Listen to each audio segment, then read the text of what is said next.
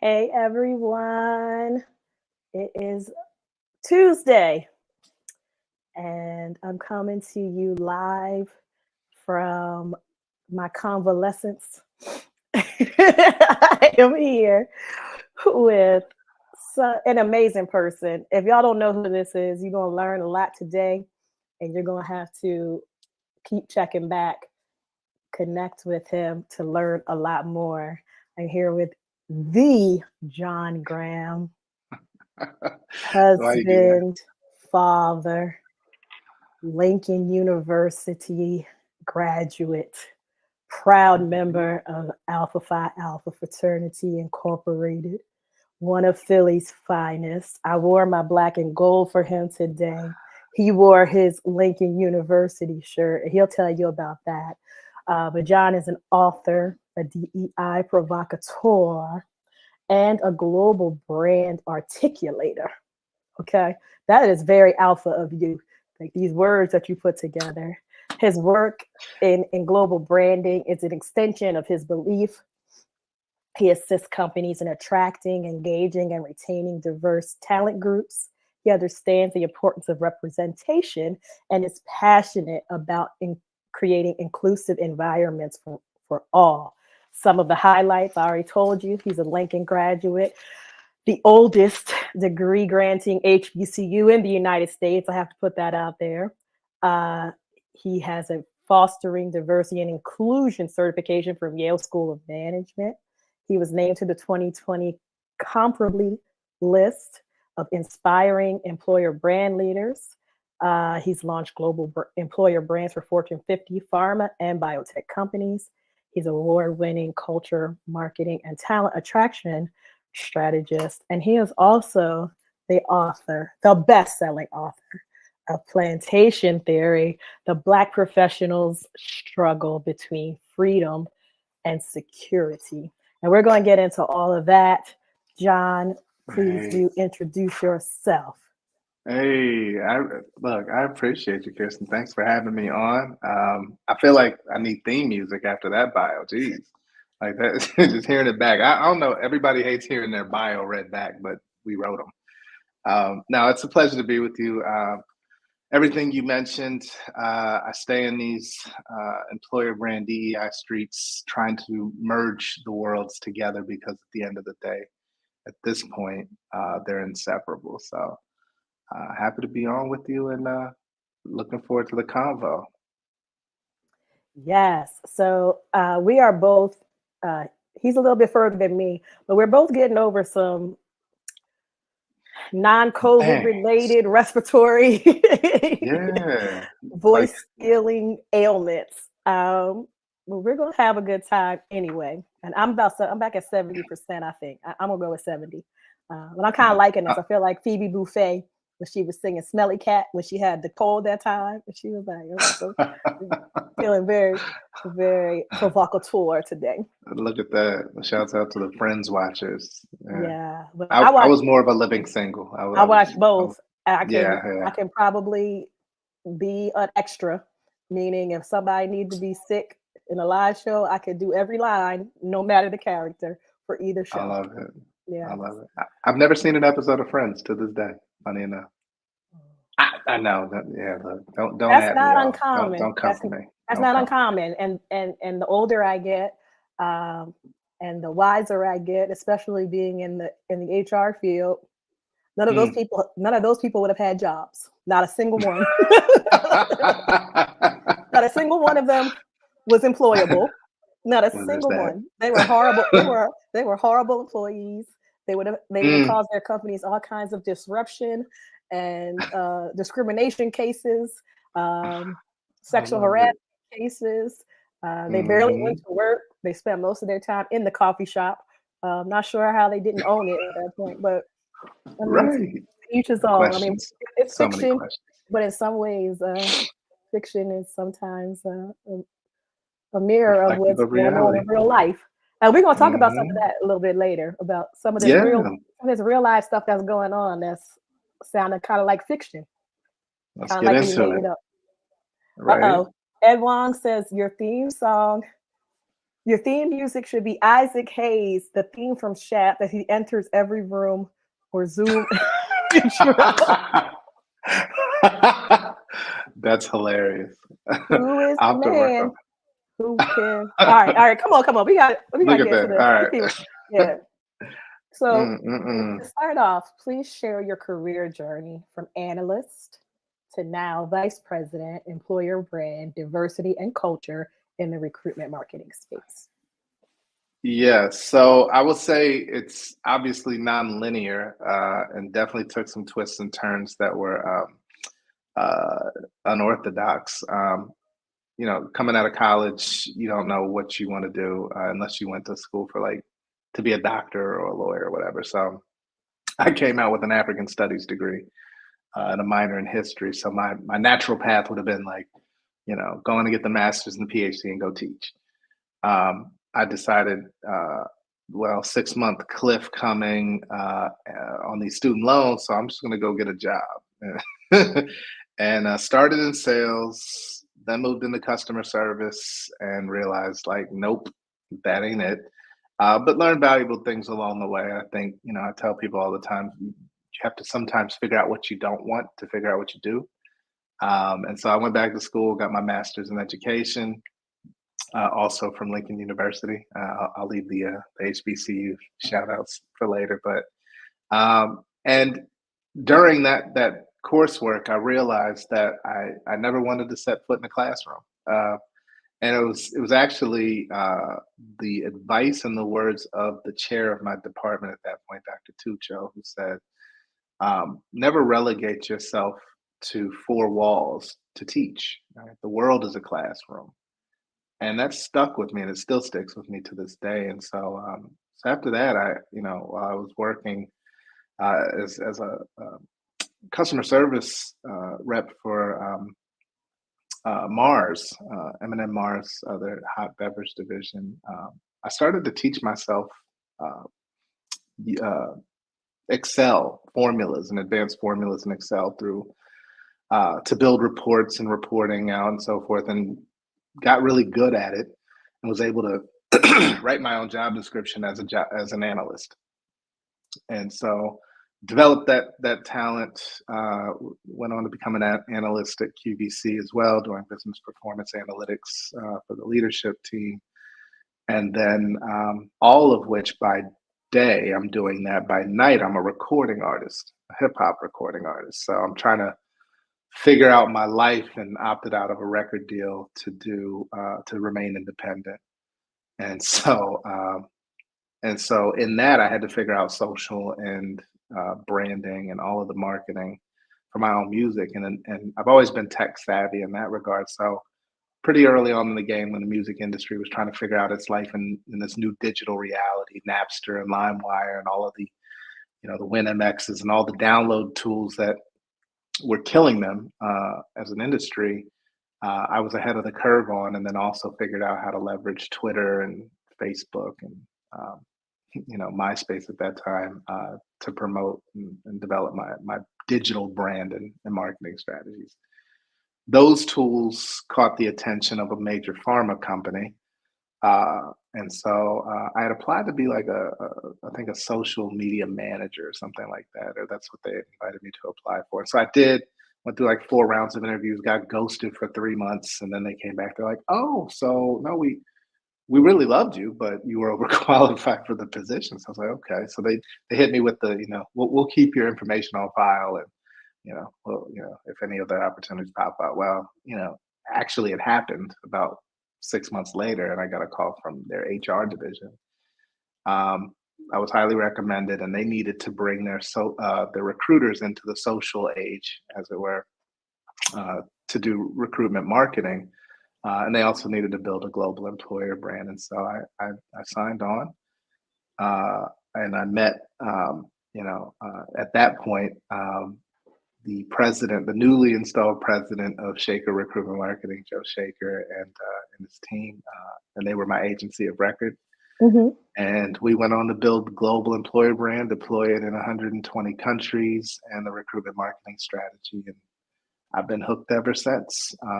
And I've always incorporated DEI and culture into the work that I do because number one, it's in my DNA, it's in my background and my education and training to include all aspects of culture and storytelling, but was doing that at a stage where it wasn't intuitive, and Mm, so that has served me well over time. And then fast forward 2020, social injustice, George Floyd's murder, and then everybody and their mother wanting to figure out mm. DEI. And so, yeah, that led me to leave corporate and become a consultant full time to help many companies rather than just the one I was employed by to figure out their employer brand, employee value propositions, and infuse that with DEI to ensure that their marketing matches their reality. Okay. So let's stay there for just a minute because you have been Yeah, recognized as an inspiring employer brand leader and culture marketing strategist. And I think a lot of people will be like, what's a culture marketing strategist? Like, what does that even mean? yeah, You know, yeah. what qualities and strategies have contributed to your success in these areas? So I think being in tune with culture, not just being a member of it, right? But understanding not only how we like to be approached, right? And any marketeer has to have a thorough understanding of the audience they're seeking to connect and engage with, right? And so whether you're selling products or services, whatever the case may be, you need to know your audience.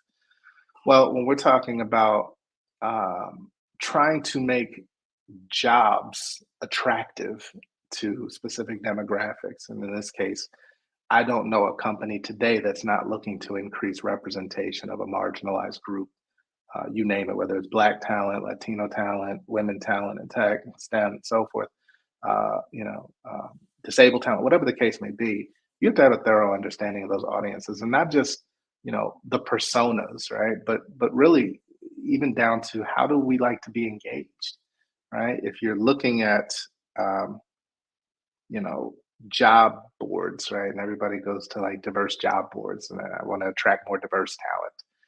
First of all, it's not diverse talent; it's diverse groups of talent. Um, well, then that's a transactional approach. Well, knowing that we are relational people, right? We like to have a relationship with those that we are going to then trust, right? Because we need to trust you, because historically trust has been an issue with for us. Then you need to find different approaches, and so I help my clients understand those things at a very deep level, and even connecting the dots between history and modern day lived experience so that we can make better decisions on how we put the brand forward, how we articulate your culture, what you can stand on and what you can't. Right. So as not to sell false narratives and up your attrition rate inadvertently, even though you're attracting the talent. So culture, marketing, all of those things factor in. Yes, yes. So speaking of clients, as a Yes, ma'am. DEI thought leader, like I think people get caught up on the who's going to choose me. Like when you're in that consultant role, I think a lot of people think about, oh, why did they choose this consultant? But a lot of times people ignore the why did the consultant agree? Why did the consultant say yes? I think that's left out a great deal. So, how do you ensure your values and expertise align with the organizations that you decide to even collaborate with? That's a great question. And it's one I've been asked a lot by other DEI practitioners and consultants. And so what I've come to some epiphanies and realizations in this work and in this world that is DEI. At the end of the day, as a consultant, all I can do is show people the doors. Right? I can paint the picture of what's behind said door, but at the end of the day, the client has to be the one to walk through it. And some are brave, and some understand where their cultures are and what they can and cannot sell to executive leadership, right, based on their journey. And so I take it, case by case. Again, we've created some very innovative and forward thinking ways to understand lived experience in these organizations, specifically of marginalized talent, even more specifically for Black professionals, Black women professionals who are still to date the most marginalized in corporate spaces. And we ask questions that are not on your typical engagement survey, right? And so we get deep into it, and just to read those survey items is jarring for some folks in these organizations. And so, no matter the desire of, let's say, the talent acquisition leader or the talent development leader, DEI practitioner, DEI leader, they still have to sell that to their C-suite. And the C-suite is not necessarily further along in that journey, or they're cognizant and desiring to get these insights, but they also know that they have a larger organization to bring along, and it's tough. It's tough. So I've had to learn to disconnect my desired outcomes of this work from where my clients' readiness resides, right? And that's a tough one. That is definitely a tough one, and one that I have not mastered, because I don't take myself out of anything. Well, they call that main character syndrome, I think. It's like kind of it's like, I have a desired outcome. You came to me knowing what you came to me for the solution. So why don't you want me to tell you the solution? Shoya Jackson, who is actually going to be my guest next week, to round out November, saying absolutely the why not me factor. Oh, we've got another former guest, Cornell P. Wright, Master of Public Administration. Gentleman who got me up to speed on all the COVID mandates and what it means for public health. He just said, that's real. That's real. Yeah. I believe he might be your frat brother. Please forgive me if I'm wrong, but I think he's Alpha also. I know he's Greek. I know he's Greek. Throw it in the chat. Throw it in the chat. Yes, throw it in the chat. Let's see where we go. You asking people to put up gang signs in the chat. Hey, throw your signs. Rep your head. Rep your set. Rep your set. I know that's right. Speaking of repping sets, you have a lot of sets that you rep. I touched on some of them. Oh, he's not affiliated. Okay, I apologize. If I may, I love it. We touched on briefly a lot of your affiliations, your titles, and all those things. But knowing you, and we had a robust conversation that led up to us even scheduling this live chat. And I think I ask a lot of people this because a lot of times we only see, what people allow us to see. We see like you're coughing right now, like we wouldn't see that unless we were on this live right now, unless you allowed yourself to be vulnerable enough to be like, you know what, I'm gonna just get it done. I'm not gonna try to be perfect. But you do, like, you make it look easy. But I think it helps to provide some insights in how do you effectively balance all your various roles. You are a husband, you are a father, you are an author, you're an entrepreneur, you work in DEI, you work in global brands, you're speaking everywhere, you're a best-selling author, you're a member of an organization, not just a Greek letter organization, but I'm sure you're in other community organizations as well. You got other family members and friends that you want to hang out with. You might have a hobby, you might play golf, you might let's see, you're down in Texas. I don't know what you might ride horses. We could stop at golf. That's hilarious. Like there's a lot of things that you want to give your full self to. So, how do you balance that? Oh, like just hearing you list it all, and you were like 1,000% accurate. Not easy. I don't think about it. Let me just say that I'm not conscious of, and this is gonna sound weird, I'm not conscious of everything that I'm into all at once, because what I do, I'm very centered on in that moment. So that, again, it becomes a string of things that you're doing, but to look at the entire puzzle all at once would be overwhelming beyond belief, right? So I try not to do that. And sometimes that that causes me issues in other areas. But um, I'm very much focused on, and I think it's inherent to my stars, to who I am, both as a Virgo, but also as this physical expression of John Graham. Um, I am a connector. I seek growth constantly. I'm curious always. I want to know why. I go to the nth degree of detail, sometimes to my wife's chagrin. Because sometimes you don't need to know, like, well, what was he wearing when he's telling you that? But for me, it helps to make sense in order out of chaos.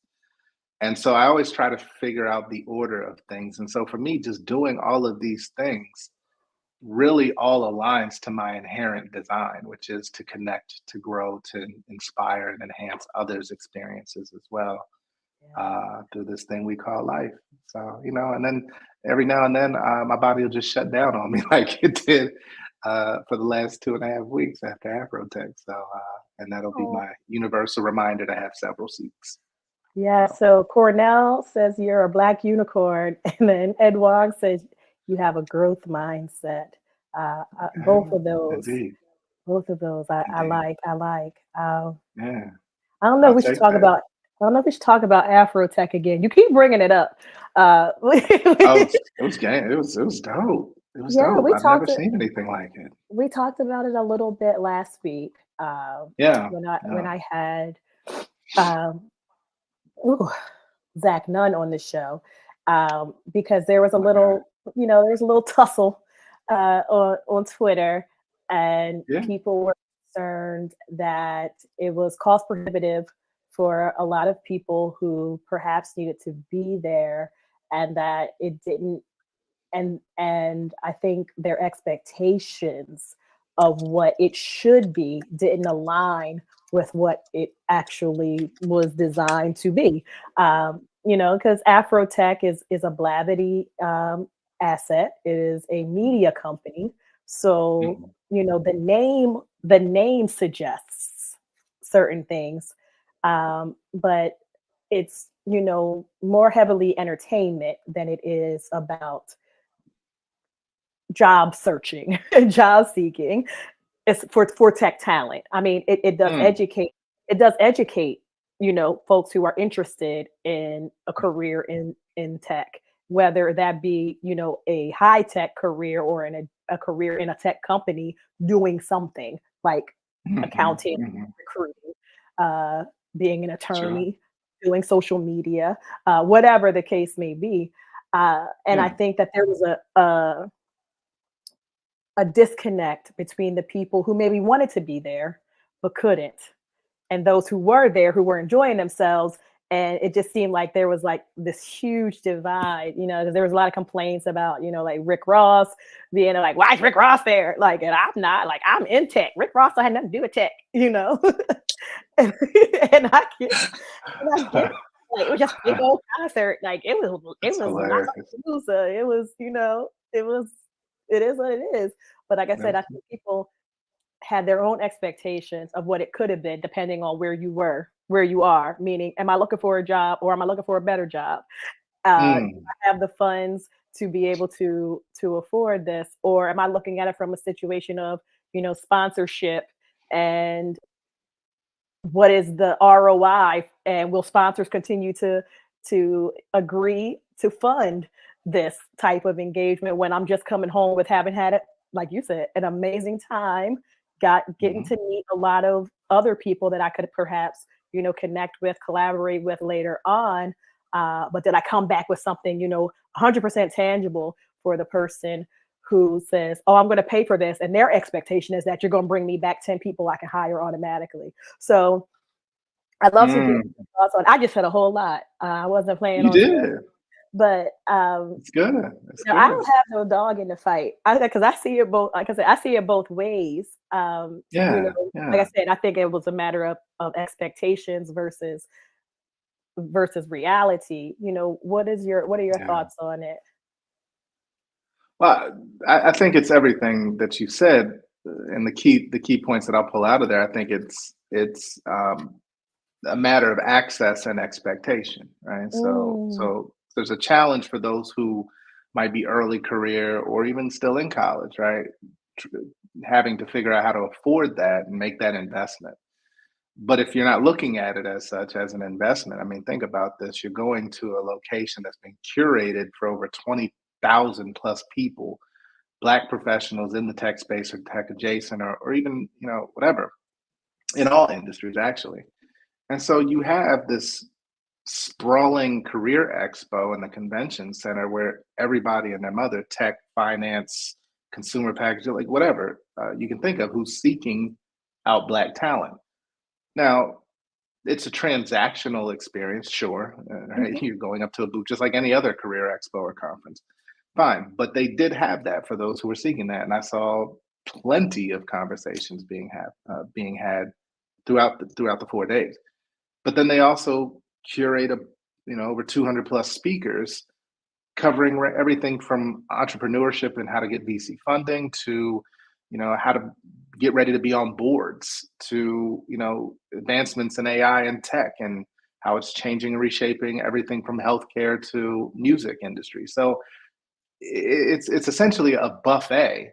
And if you can afford to go to the buffet, then you will have access to all of the things. You have to be very strategic in choosing which experiences are of value to you, and then also having that networking, be open to any opportunity in every conversation because you never know where it might lead type of mindset going into it. And that is an intentional behavior. So I understand the access part of it for sure, and it seems as if Blavity has taken that feedback quite seriously and responded quickly by putting up their early bird pricing for next year, and it's significantly reduced.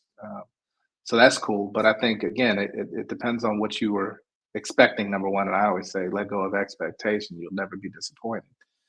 Um, and go in and have the experience, and then draw from it what you will. Love that. And we got some folks agreeing with you. Please forgive me if Mhm. I pronounce your name incorrectly. Tanisha Walker. Definitely access and Ty, expectation. that's the homie. What up, That's Ty? the She homie. was there. Hi, Ty. She was Hi, there. She was there with Ty. me. Hi, Yeah, Ty. yeah, yeah, Nice to uh, meet you. I'm gonna connect with you.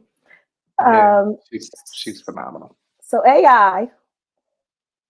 Hey, yeah, There's been a lot yes. going. There's Let's been a get lot into going it. on Mm-hmm. Mm-hmm.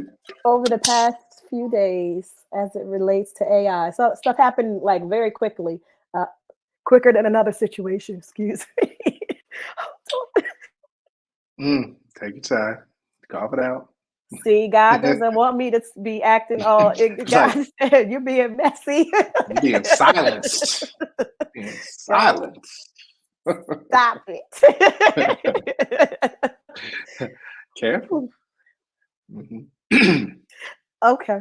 So very quickly, and this ties into, you have posted a question on LinkedIn, I Yes. guess about 2 weeks ago now, but I think it's a evergreen conversation. And you posed a rhetorical question. Um, and it was basically asking if people wanted to know the reason why companies still lack diversity the higher up you go on their organizational chart.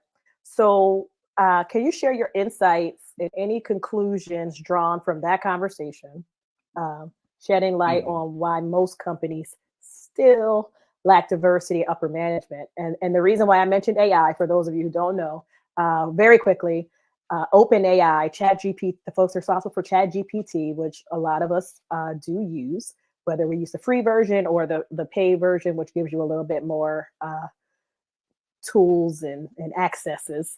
Um, their their CEO was released by the board, Sam Altman, and it caused a big. He found out like by not being able to log in, basically like, yo, what's going on? Sent a message to his number two. And number two was like, bruh, like I can't log in either. Long story short, within less than 24 hours, people were like, bring him back. The board has to resign. Everything. A few days, 2 more days have gone on. turns out that not only did they ask him to come back, OpenAI asked him to come back, but he declined that offer. And he is now going on to Microsoft, who happens to be a minority shareholder in OpenAI.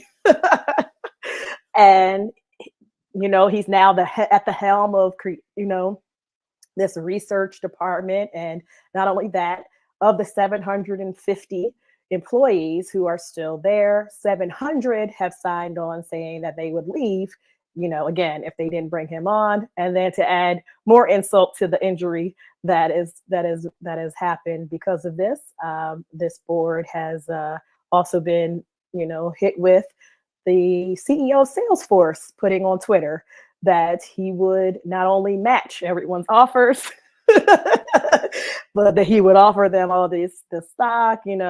So basically he's going to be making like $1 million plus offers to perhaps, the research team, however many people that includes. And I just I just like to know your thoughts on that. And I do want you to speak to like what that means for, the underrepresented and the marginalized talent who, number one, were not part of that organization and who are going to be again excluded from these, these wonderful opportunities. Well, let me start with the first question around the thinning of diversity or visible diversity the higher you go up in organizations. And I pose that question based on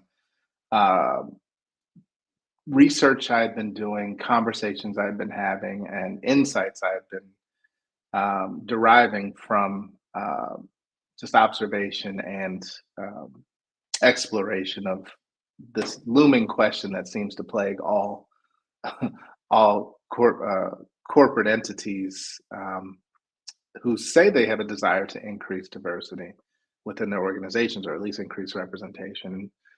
Some are even more specific to say increasing diverse representation among leadership levels in C-suite.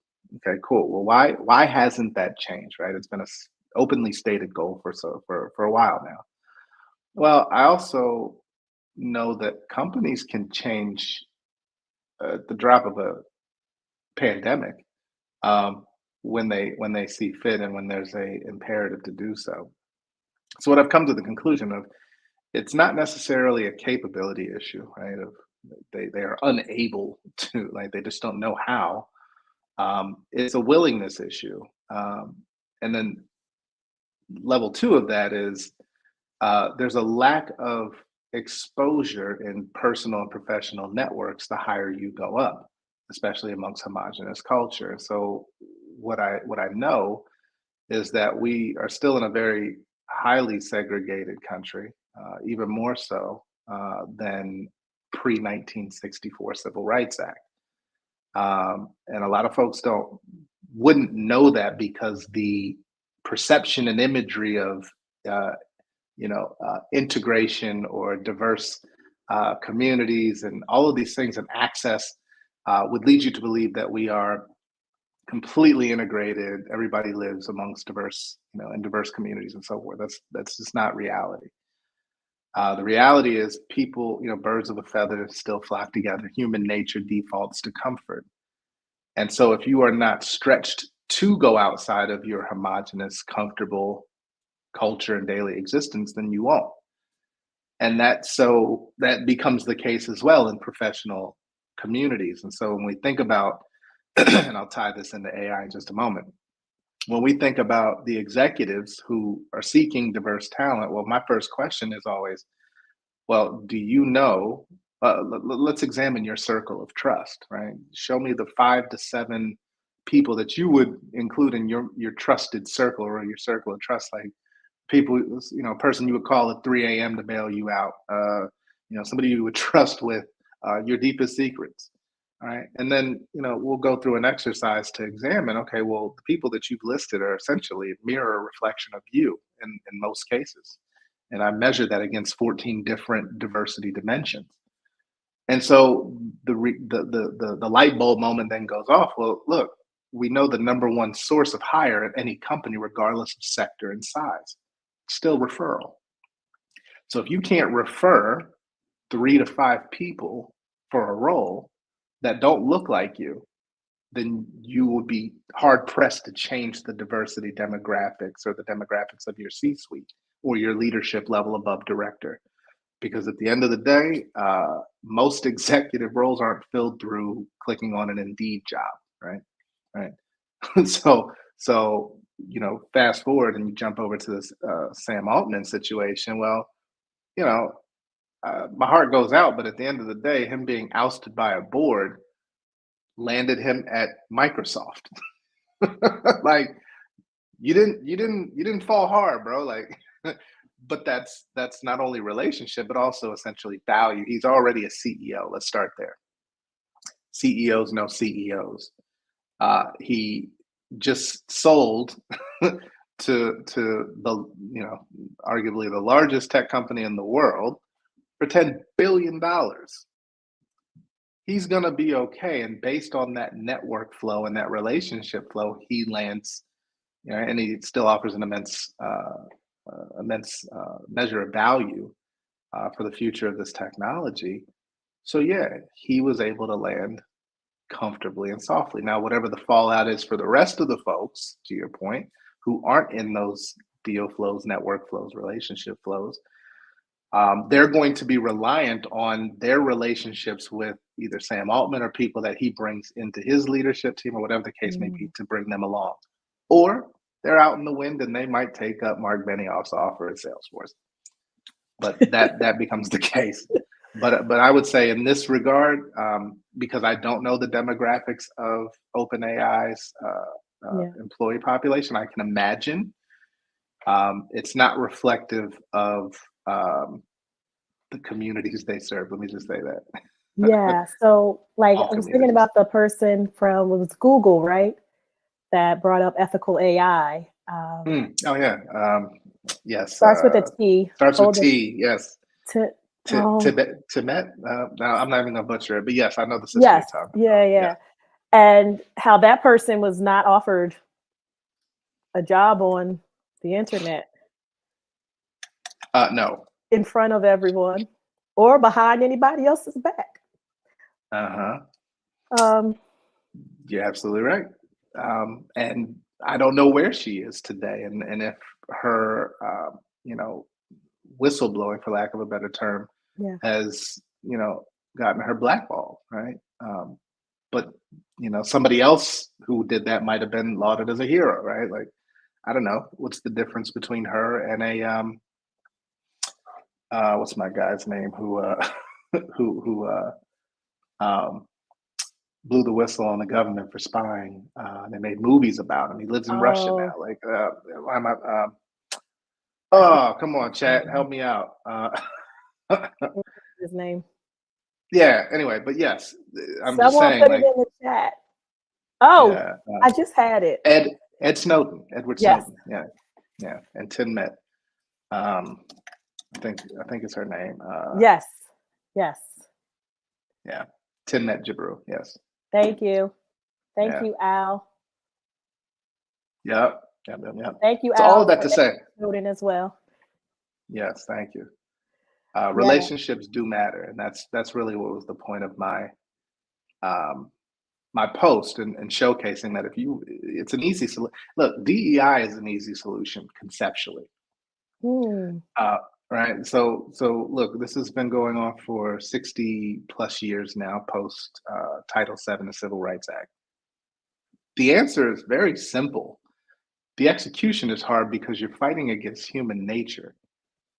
And human nature is undefeated so far, right? Ooh. So, I mean, it's real. I tell executives all the time, like, look, here's the thing. There is no civilization in the history of humanity that the most privileged, powerful, and highly status people of any population have given those things up willingly. It's literally never happened in human history. The only way that power or privilege or status has ever transitioned is either through war or a catastrophic or cataclysmic event, right? These are the only.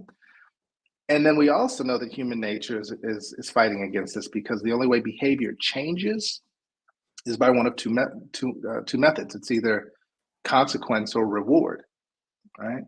And so there's very little consequence mechanisms, if any, beyond the lawsuits for discrimination. But good luck proving that, Mm-hmm. and intent and all of those things. Anybody who's been through a racial discrimination lawsuit complaint via EEOC against their employer knows how hard it is to prove that, because you have to prove intent. All of that to say, consequence or reward are the only things. Now, I have yet to see a company, client or otherwise, impose consequence mechanisms for things that we know reduce the quality of lived experiences for marginalized people. So whether it Mm. be whether it be microaggressions, whether it be um, you know uh, uh, uh, bias in performance reviews, whether it be all of the things that we deal with and that I talk about in my book. There is no hardline consequence mechanism to ward off those behaviors, and there's no legislation to support that. So then I get into I use the smoking example, the smoking in offices example, and I say, look, if you're old enough, and if you're watching and you're old enough to remember when you were able to smoke in a restaurant or smoke in an Mm-hmm. office, um, at some point in the late 90s, early 2000s, they came forward with legislation that banned smoking indoors at restaurants and public spaces. Then that carried over into offices and workplaces. Um, so that's your legislative. And then with the enforcement of that legislation, there grew a social agreement that if anybody were to light up a cigarette in the middle of an office or in the middle of a meeting, that we would deem that so socially unacceptable that not only would you be removed from the premises, you probably, if you worked there, you'd probably be fined or fired. So this social agreement and these behaviors were driven by legislation and enforced by a group agreement. We haven't seen anything like that from a DEI standpoint yet, right? There's no social agreement that certain behaviors are so egregious that the group just won't accept them and you don't belong here, right? Mm-hmm. So human nature is what we're still fighting against. And how do you work within that framework is what is the space where I play in. Yes, it is. And I'm glad you mentioned your book, because we do need to get to your Hmm. book, Hey, okay. very quickly, because we're running out of time. And Already? I want to talk about this, but I don't want to talk about it to the point that people don't have to pick it up and read it. I want people to pick it up and read it, because you're going to want to read it. So I have here a copy that I am going to give away. I'll come up with a question or something at the end. Type it in, and someone, I'll pick I'll pick a winner. You DM me your information, and I'll get it to you. But we have I want to talk about your book, Plantation Theory: The Black Professional's Struggle Between Freedom and Security. So, what motivated you to write the book, and what are the key takeaways you hope readers will gain from it? And again, not so much that you give it away, Yeah, but just so that they get yeah, a gist for why they need to pick it up. yeah. I won't spoil it for anybody. Yeah. The motivation was were many, but I'd say what I was witnessing was uh, a wave of Black professionals in the wake of George Floyd's murder being asked to recount their experiences, both professionally and personally, as it related to racism, racial injustice, and so forth.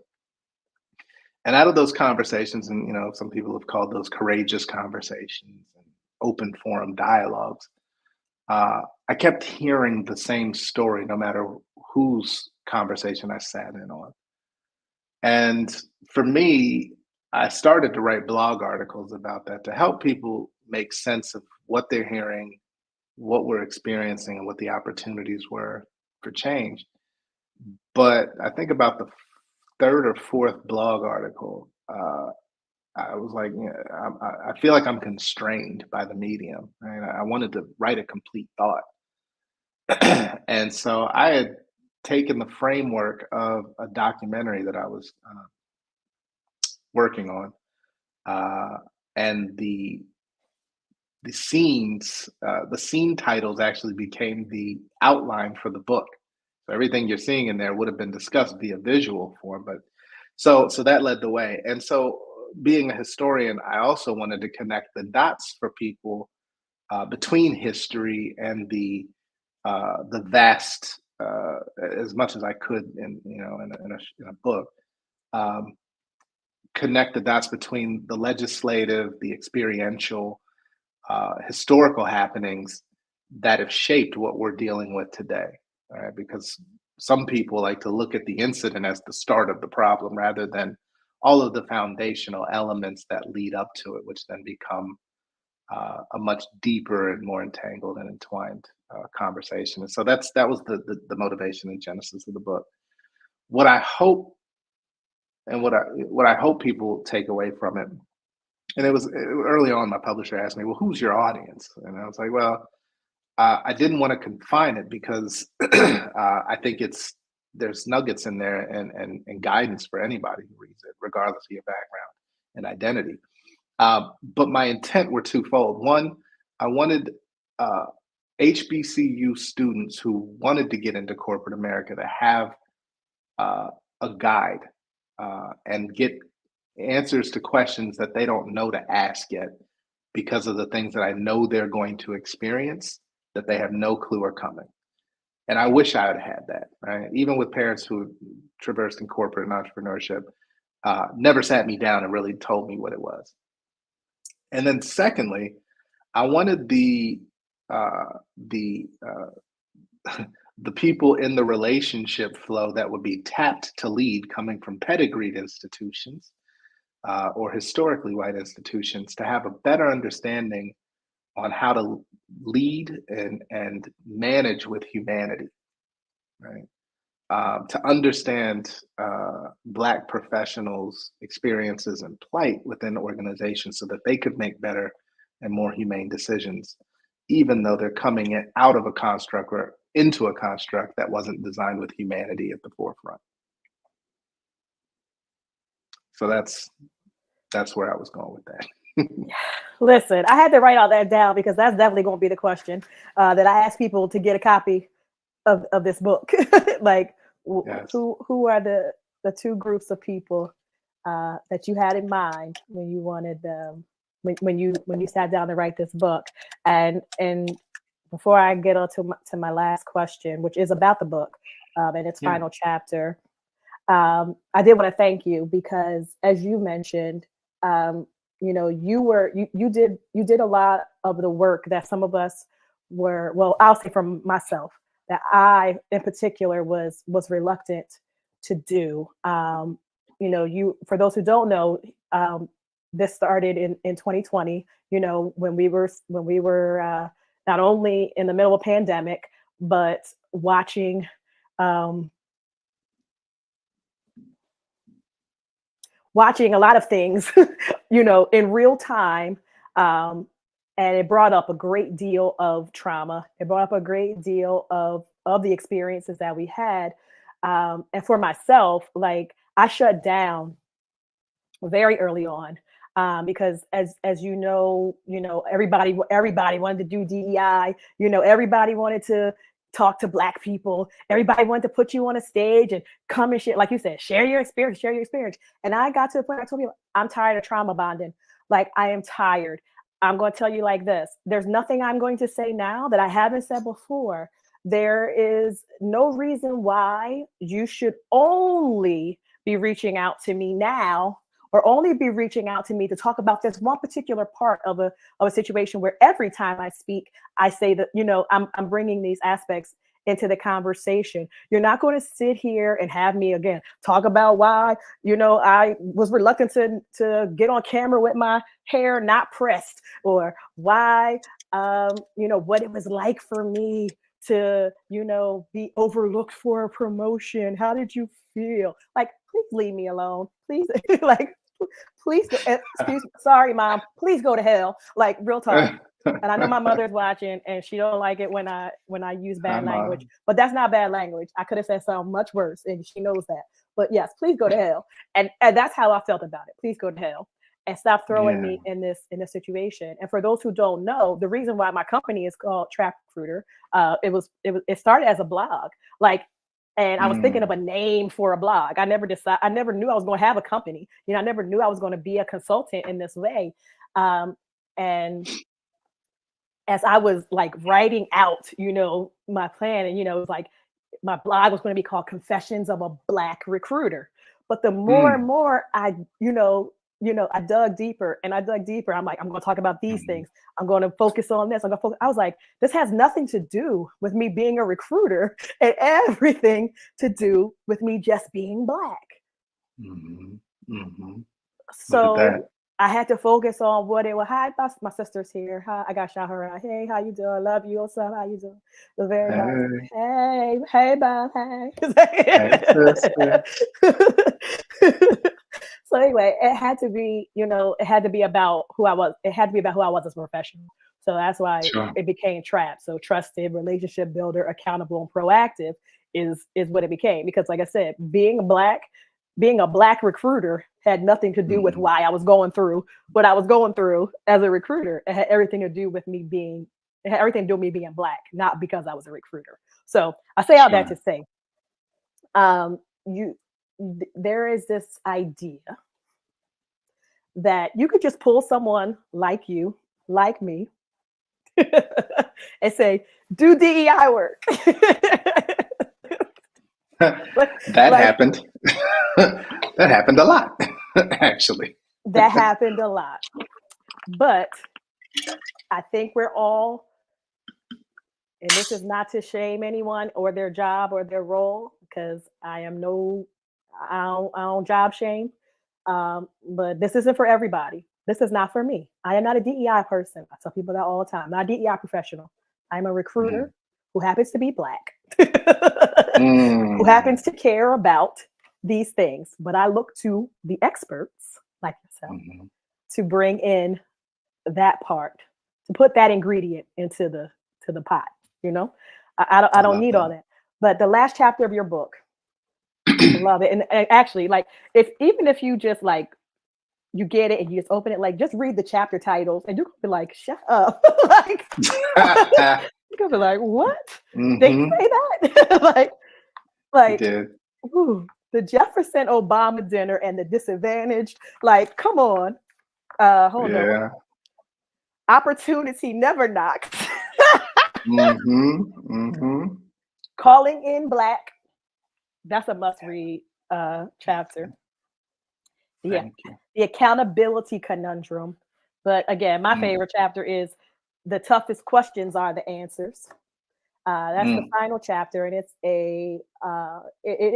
serves as a a readiness check for people Mhm. who say they want to engage in diversity, equity, and inclusion. All right, so could you just tell folks why you believe a readiness check is imperative? Yeah. Well, there has to be um, a clear understanding of what you're about to get into, right? There's what you think you're doing versus what you're actually about to do. And I need those things to be aligned before before you take that first step or before you leave the house. Right. And so you need to check readiness. And that really comes down to asking yourself some very tough questions that you would not have intuitively asked.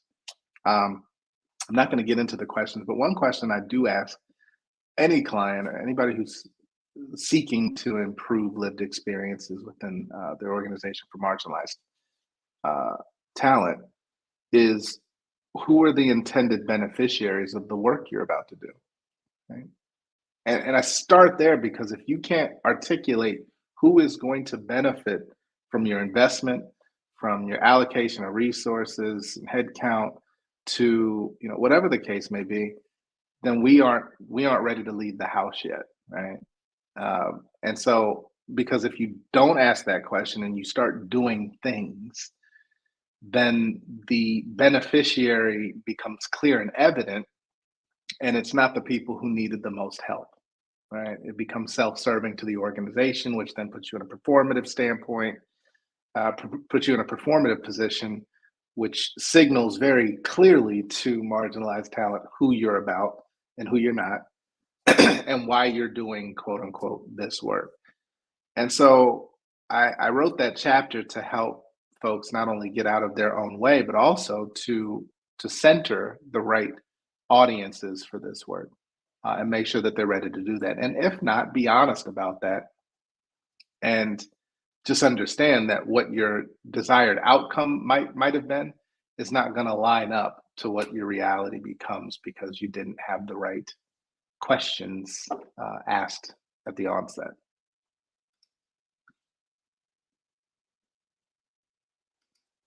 All right, great. So my Amazon link didn't work, but do go to Good. www. Excuse me. I hope it does not. Yes, go Ooh, straight to the source, please. and Yeah. it is like, ooh, I did something bad. Like, ooh, Uh-oh. I'm about to put myself in timeout because it is just making all this stuff. But anyway, go to www.plantationtheory.com to get a copy of the book. Go there first, but also because get a copy for yourself because he's gonna sign that one. If you go there, I he's will gonna sign sign that one. Yes. Go there and then first, and then come back here.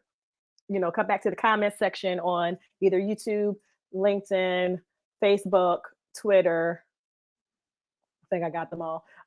And go ahead and answer the question I'm going to put up and see if you can get a free copy as well. In addition to, y'all understand? In addition to. All right, we giving thanks. Allegedly, it is Thanksgiving on Thursday.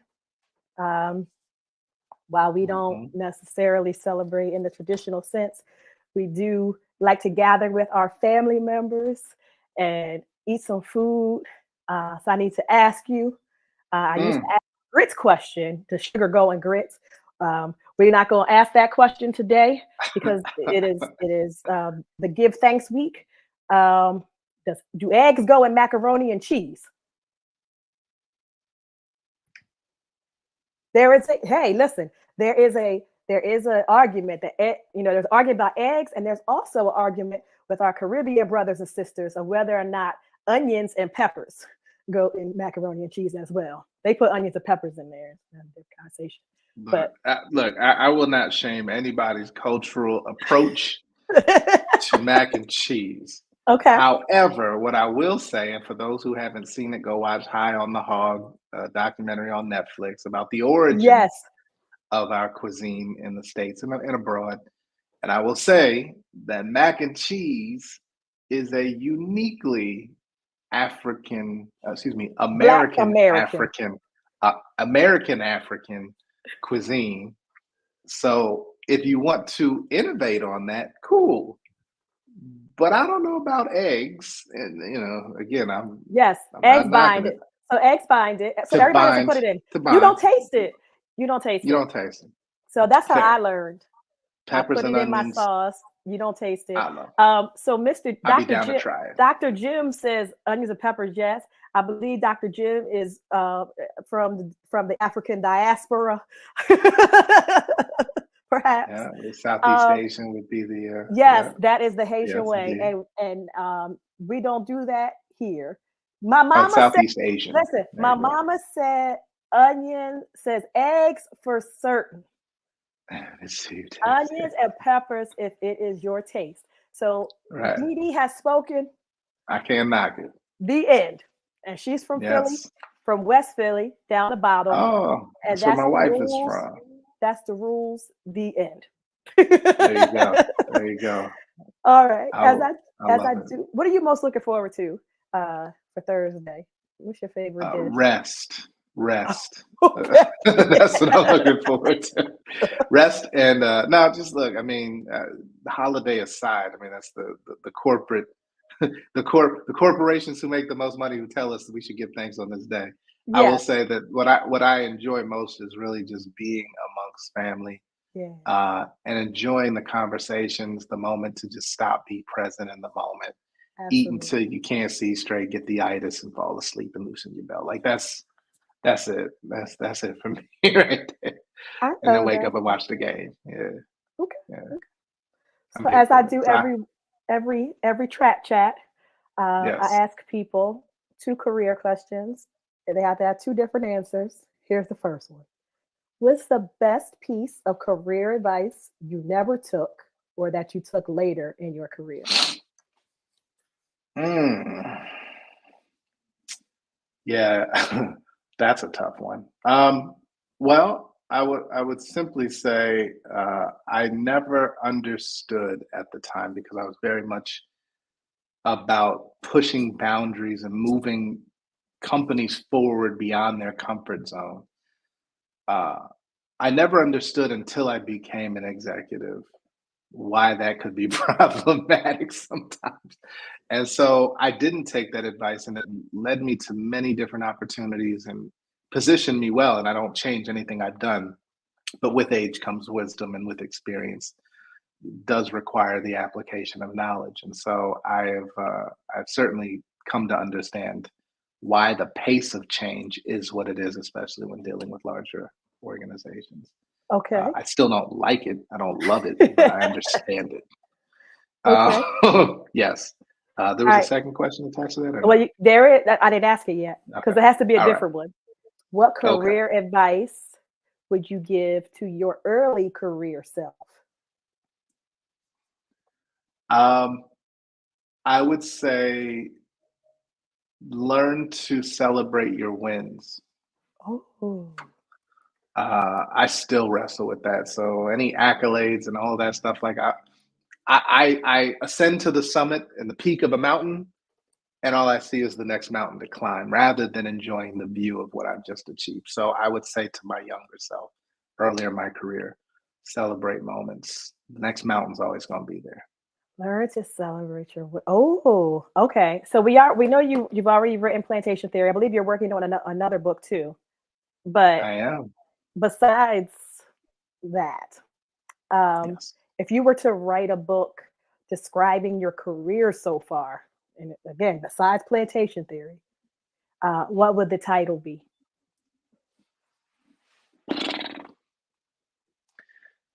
Um, so quick story. When my wife and I were first together, um, and she saw what I was doing, and this was early in the game. Uh, and she said, "You're going to write a book one day." And she said, "You should call it The Evolution of a Leader."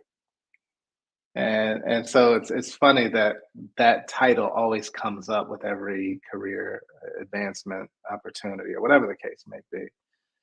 And so I don't know if that would be the title, but I would say something probably more accurate is uh, the right and wrong way to exercise humility. um, and it's a loaded story, loaded title, I'm sure. But there's been points in my career where being humble probably didn't get me into doors that I probably should have been in. Right, learning to flex and leverage what you've done and showcase and be able to spit the numbers and and the impacts that you've had to me felt out of sorts. Like I didn't, but being very clear and confident in what you've achieved and the impact you've had, which is again is something I've learned over time, has helped me, I think, better position myself for opportunities. So yeah, the right and wrong way to exercise humility would probably be a good title.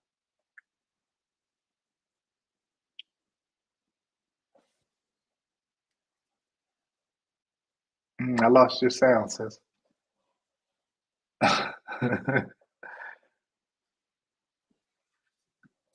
Now, There you go. welcome There you back, go. welcome back, welcome back to the smooth sounds of the, Dr. Hmm. Jim says, "Don't be humble" is a good title for you. So you got "Don't be humble: the right and wrong way to exercise humility." Ooh, you like see how I Mm, did that? bars. I Yes. love it. Uh, or if you want to go back to your rap career, instead of "What's beef," "What's humble." Mm, oof. Yeah, Look what's at humble? that. I just got Jim. I'm gonna hit you up. Clearly, you need royalties on my next book title. Yep. Don't nobody bring me no bad news. Don't bring me no bad news. That's the name of your book. I love it. I'm waiting for that book to be published, by the way. No bad news. That is plagiarism and copyright infringement. You try to get me put in the We'll put a twist on it. Jim, throw your ideas for Kirsten's book. Try to get me kicked off. Would be a good kids book. Ooh. See, look, Uh-oh. I think that's the next episode right there. I think we do, as we do here every week. I'm waiting. I got how many books coming out now from former guests, and I'm waiting on 2024, 2025. But I see children's book next for Mr. Graham here. Okay. Ooh. Deconstructing immigrant upbringing. Okay. Thank you for the correction. Huh? Oh, sorry. Oh, yeah. I said Southeast Asian earlier. Yes, I apologize. All right. So. All right. Children's books next. But what fictional character gives you a glimpse of yourself? Fictional?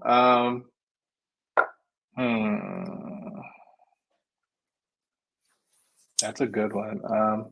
Immediately I thought Tick from Lovecraft Country. I've never seen Lovecraft Country. All right, we've got to wrap this show up real quick so you can go and binge watch this show. All right, so I won't spoil it then for you, but I would say, I want to know. Well, somebody who explores one's own history to understand better your part in the future. Deep sense of connection to family, but also struggles to make sense of the world around you. Right. So okay. It's I would say from that perspective, but I don't know. Yeah, there's so many movies there, but yeah. All right, so last question, because I know I have to let you go. What's your go-to songs or music genre when you want to hype yourself up? Anything Kanye pre-Kardashian. Okay. I mean, that's too easy. Black Skinhead, Can't Tell Me Nothing. Yes.